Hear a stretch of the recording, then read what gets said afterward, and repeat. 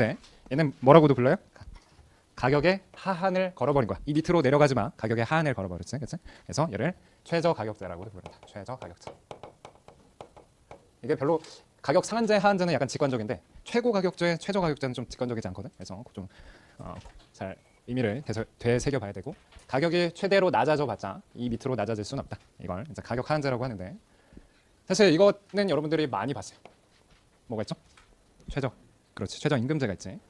가격 중에서 노동의 가격인 최저 임금제가 있고 그러면 똑같은 시장을 살펴보는데 이제는 앞에서처럼 재화 시장을 살펴보는 게 아니고 노동 시장을 살펴본다. 우리가 맨 처음 시간에 재화 시장도 있었고 요소 시장도 있다고 했었잖아요. 그렇죠? 그래서 여기서는 이제 노동 시장을 살펴볼 건데 자, 재화 시장에서는 재화의 가격, 재화의 거래량이라고 표현을 하지만 이제 노동 시장에서는 노동의 가격을 웨이지, 임금이라고 표현하고 그냥 노동 거래량을 L, 레이버라고 해서 L이라고 표현을 하는 거예요.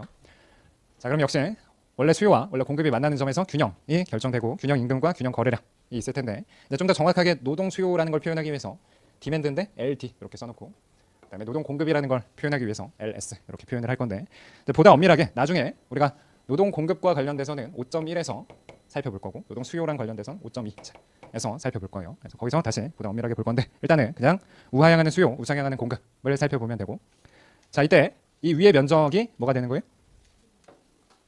이제 보통은 소비자 잉여라고 하는데 그때도 말했다시피 재화에서는 수요를 담당하는 게 가게 그리고 얘를 소비자라고 표현하고 재화 시장에서 공급을 담당하는 게 기업이고 얘를 이제 생산자라고 하는데 노동 시장에서는 노동 공급하는 경제 주체가 가게죠.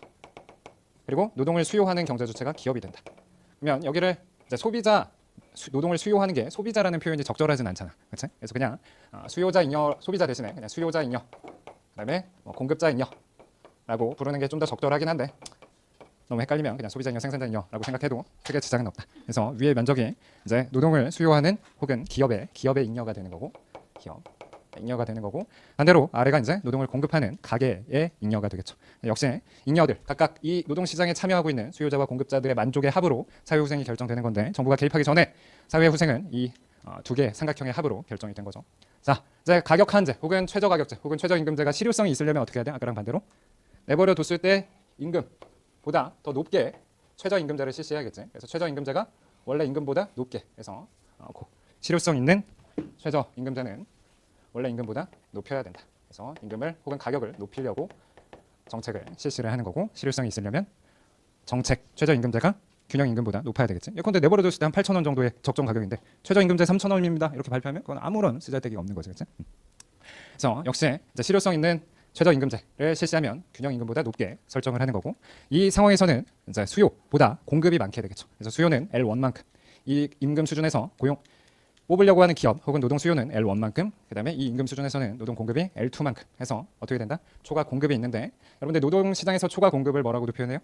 실업이라고도 표현하는 거지, 그렇지? 그래서 최저 임금제를 너무 급격하게 올리면 이렇게 실업이 발생할 수 있는데 자 마찬가지로 그럼 정책을 실시했을 때 후생이 어떻게 바뀌는가를 살펴볼 건데 여기서 뭐 기업의 잉여 혹은 수요자 잉여는 쉽게 판단할 수 있어요. 그래서 기업은 아까도 말했다시피 기업과 가게가 있다. 혹은 얘가 지금 수요자가 되는 거고 얘가 공급자가 되는데 자 가격을 높였어. 가격을 높이면 수요자는 무조건 안 좋아지는 거야. 가격을 높였으니까. 그래서 기업은 무조건 안 좋아지고 가게는 그냥 쉽게 생각하면 좋다라고 판단할 수 있는데 항상 좋냐? 아까도 봤듯이 안 좋을 수도 있다는 거지. 그렇지? 그래서 일단 기업의 잉여는 어떻게 줄어들어요?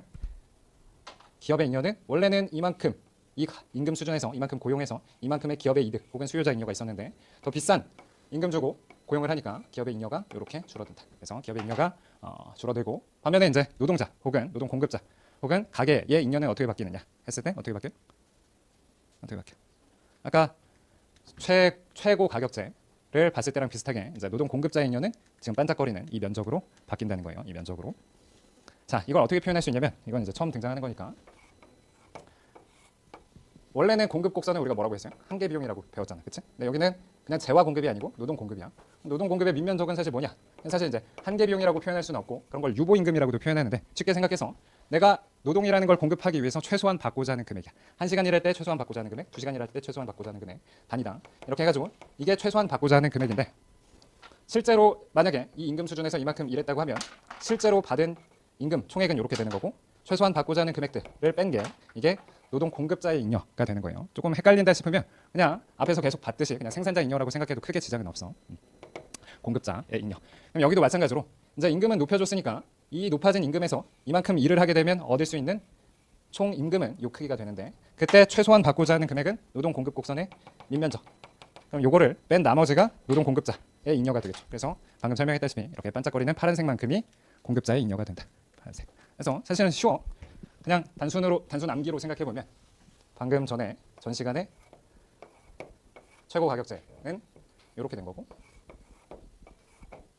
이번 시간에 최저 가격제는 이렇게 된다. 그러면 어떻게 된다? 여기서는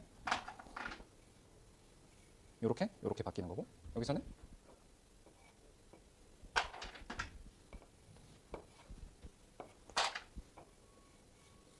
이렇게 바뀌는 거지. 그래서 둘 다 어찌됐든 사회후생이 이렇게 날아가게 되는데 사실 포인트는 뭐냐면 거래량이 줄기 때문이야. 정부가 개입하기 전에 거래량보다 줄기 때문에. 그래서 마스크 수량도 줄고 최저임금제를 실시하면 일자리 혹은 노동 거래량도 줄기 때문에 거래량이 내버려뒀을 때 효율적이었을 텐데 괜히 정부가 개입함으로 인해 가지고 비효율적이게 되는 거고 이만큼의 비효율성 혹은 사회후생 손실이 발생을 한다는 거예요. 아시겠죠? 그래서 곰곰이 따져보면 좀 어렵긴 한데 크게 이제 암기하는 거는 크게 어렵진 않다. 오케이. 그럼 여기도 똑같이 말할 수가 똑같이 볼 수가 있는데 자 원래는 공급자 잉여가 얼마큼이었어요? 원래는 이게 생산자 잉여 혹은 공급자 잉여였고 여러분들 헷갈릴까봐 그냥 계속 생산자 잉여도 같이 설명할게요. 생산자 잉여 혹은 공급자 잉여고 그럼 바뀐 공급자 잉여 혹은 생산자 잉여는 요거니까 여기가 마이너스가 되고 여기가 플러스가 되네. 아까랑 똑같아, 그치? 그러면 이것도 그냥 외우려고 생각하지 말고 최저임금제를 실시하면 좋아지는 사람은 누구야? 높아진 임금으로 일자리를 구한 사람은 좋아지는 거야. 높아진 임금으로 일자리를 구한 사람은 좋지. 근데 일자리가 줄었잖아요. 그러면 일자리를 못 얻게 되는 노동 공급자들은 안 좋아지는 거지. 그래서 그게 마이너스 플러스가 되는 거고 여기도 마찬가지로 마냥 가게 혹은 공급자가 좋아지냐 물어봤을 때 안 좋아질 수도 있다는 거지. 그러면 아까 내가 설명했으니까 오히려 지금은 마이너스보다 플러스가 크게 그려졌지만 마이너스가 더 큰 경우는 어떤 경우야? 말로 표현해보자. 마이너스가 더 큰 경우 뭐지? 탄력성인데 이번 무슨 탄력성이야? 기업, 노동의 수요의 탄력성, 노동 수요의 임금 탄력성, 노동 수요의 임금 탄력성이 크면 가게가 오히려 안 좋아질 수도 있다. 아시겠죠? 그래서 직관적인 거다.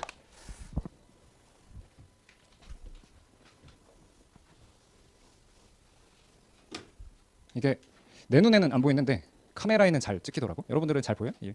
나만 안 보이는 거야? 이렇게. 자 그러면 다시 한번 정리를 해보면 여기 A, B, C 있는데 소비자 잉여 혹은 그냥 수요자 잉여, 기업의 잉여는 얼마큼 날라갔어요? 알파벳으로 표현해보세요.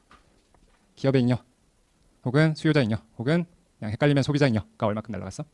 A랑 B만큼 날라갔지, 그치? A, B만큼 날라갔고 그 다음에 이제 공급자 잉여 헷갈리면 그냥 생산자 잉여라고 생각하고 그건 뭐는 날라가고 C는 날라가고 A는 생겼다. 그래서 총체적으로 봤을 때 B, C가 날라가게 돼서 이만큼의 사회후생 손실, 비효율성이 발생을 한다는 거죠.